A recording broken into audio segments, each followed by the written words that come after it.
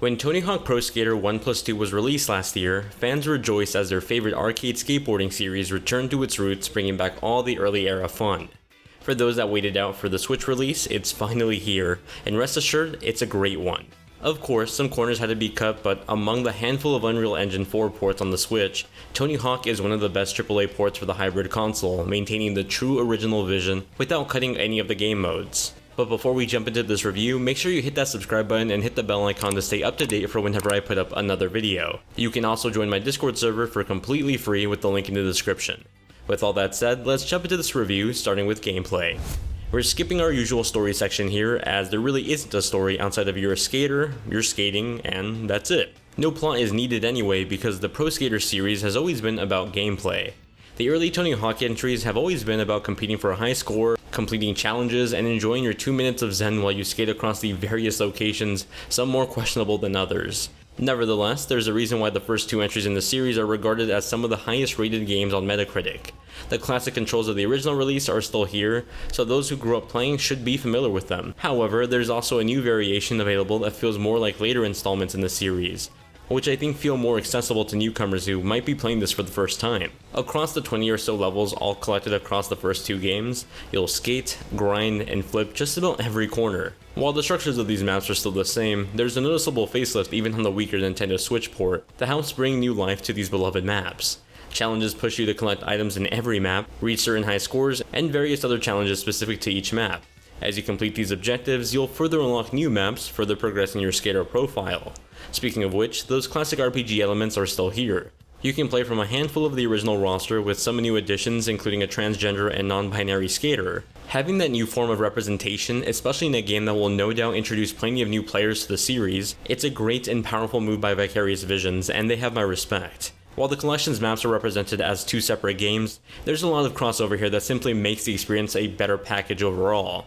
For example, all the experience you earn carries over across both games, that includes your upgrades as well. It's a much appreciated quality of life improvement over Activision's Crash Bandicoot series that separated each game into its own confined experience. In this collection, there are both games that feel connected and thus feel more like a culmination for the series or a celebration of it.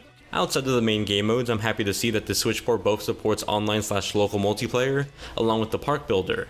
In regards to the multiplayer, online worked fine with a stable experience playing with strangers online. Local split screen on the other hand did take a toll on the Switch, dropping the resolution down to a point that I just didn't want to play at.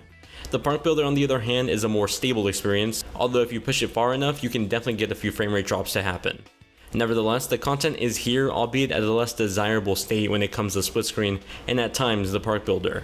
For this Nintendo Switch release, I was shocked to see how well Tony Hawk translated over to Nintendo's hybrid console. While of course we're not hitting a full 60 frames per second, just about most of the game is hitting its 30 frames per second target.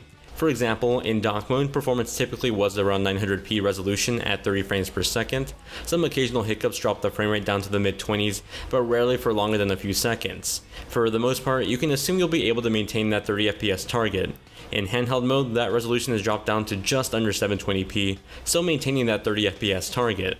Across both performance modes, Tony Hawk runs well. Not once did I feel that playing this on Nintendo Switch diminished the overall experience I had before on PS4 and Xbox One.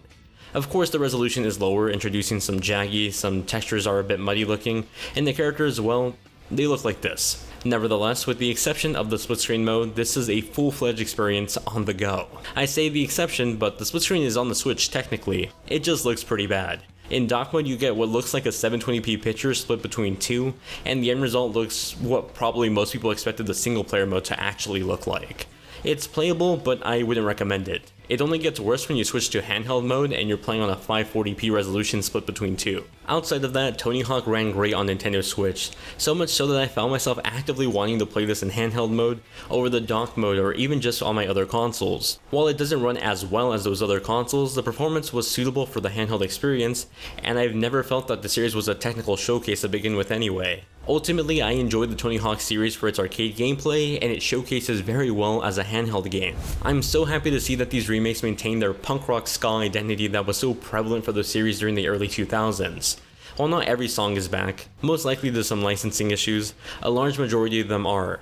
Vicarious Visions has also added a handful of new songs too, offering a nice hybrid between classic and new introductions. You also have the option to turn them off should you solely want to play with the classics. Regardless of your selection, they both accompany the symphony of skate park sounds, from the grinding to the sound of your board on the pavement, to the questionable dangerous crash landings you'll no doubt face. Tony Hawk Pro Skater 1+2 is a marvelous port job on Nintendo Switch. While some visual downgrades had to be made to get this up and running, I believe the trade-off was more than worth it. As a docked experience, Tony Hawk on Switch provides a solid experience that captures that of the original, albeit with some visual drawbacks. However, it allows those with only a Switch to truly enjoy what is otherwise a timeless classic. Furthermore, as a handheld experience, it's shockingly one of the best ways to experience the series. Its quick pickup and pace nature seamlessly transitions perfectly as a handheld game. Thank you very much for watching my review. If you found it informative and entertaining, then let me know with the like and a comment down below. As you know, that always helps others find the video, and I greatly appreciate it. What was your favorite Tony Hawk track? I always loved Superman by Goldfinger, and All My Friends Are Metalheads by Less Than Jake. They still slap to this day. Anyway, until the next video, I'll talk to you in the comments down below or over on my free Discord server in the description.